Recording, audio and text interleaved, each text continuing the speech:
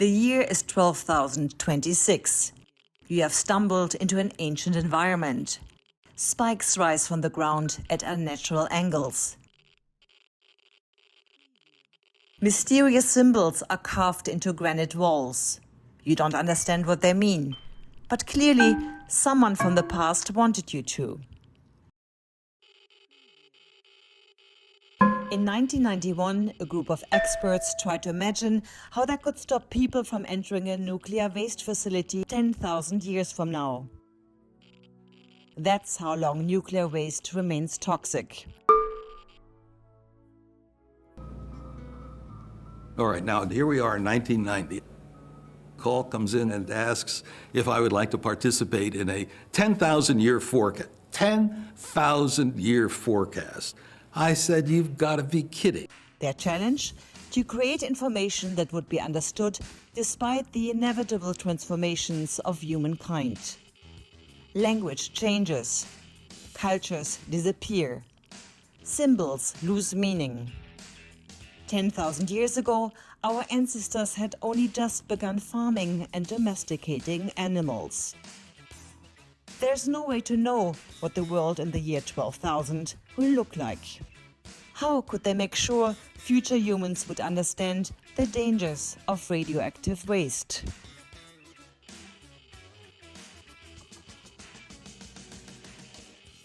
For all of history, humans have left behind messages, but we don't always understand their meaning.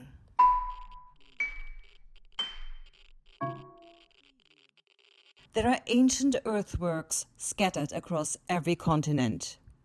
The Serpent Mound in Ohio was made at least 2,000 years ago. The Nazca lines in Peru are etched into the earth on a massive scale. Stonehenge is about 5,000 years old, and still nobody knows for certain what its true purpose was.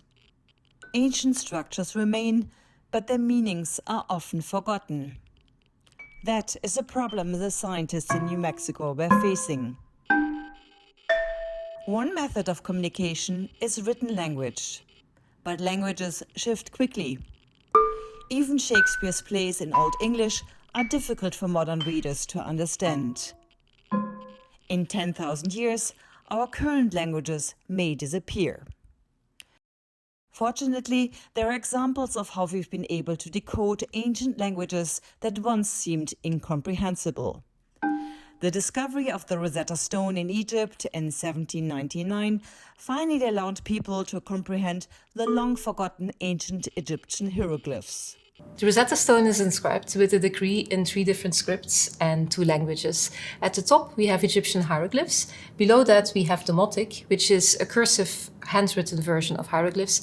And below we have Greek, which at the time of discovery of the Rosetta Stone in 1799 was known to scholars. So they could use the Greek text to decipher hieroglyphs and Demotic and thereby unlock the ancient Egyptian language.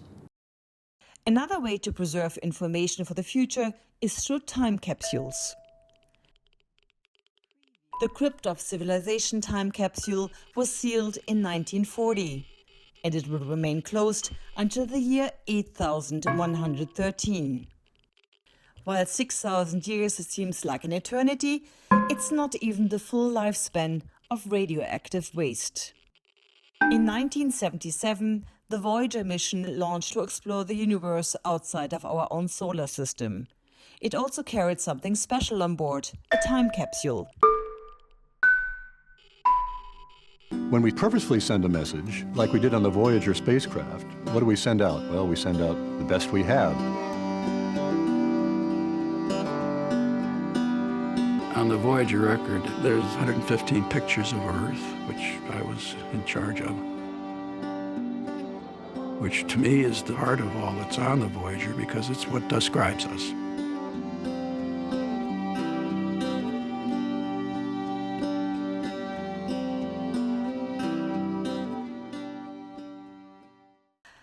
Ironically, the strongest strategy for keeping knowledge over millennia involves no physical artifacts or text at all. Oral storytelling and cultural ritual have been extremely effective in preserving history across generations. Australian Aborigines remember their history through songlines. Songlines are energy lines that crisscross the Australian continent. They mark the journeys of the creative ancestors during the Dreamtime that did various deeds across the continent. Old people repaint and retell the stories of songlines, and as they do this, they're singing the songs to recall the stories and to pass that knowledge down. So it's like walking in the footsteps of the ancestors. One songline recounts in detail the events of a great flood that drastically changed Australian coastlines over 10,000 years ago.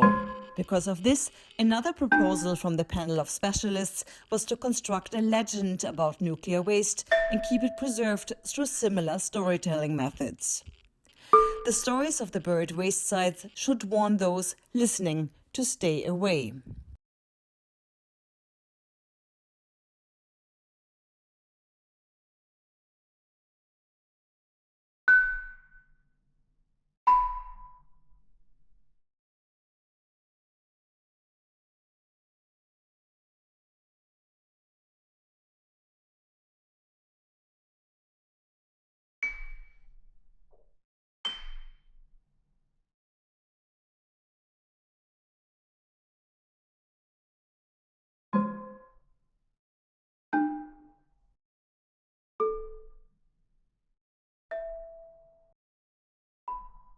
Maybe the scientists at the nuclear waste site were asking the wrong questions. The main issue shouldn't be how to create more effective messages. Instead, we should create a world where those warnings are unnecessary. Maybe the right policy for our planet is to stop producing this stuff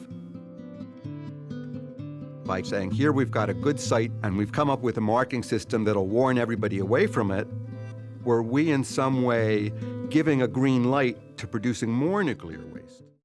Is it possible for us to spark a mass movement to become stewards of the earth, to live in balance with nature?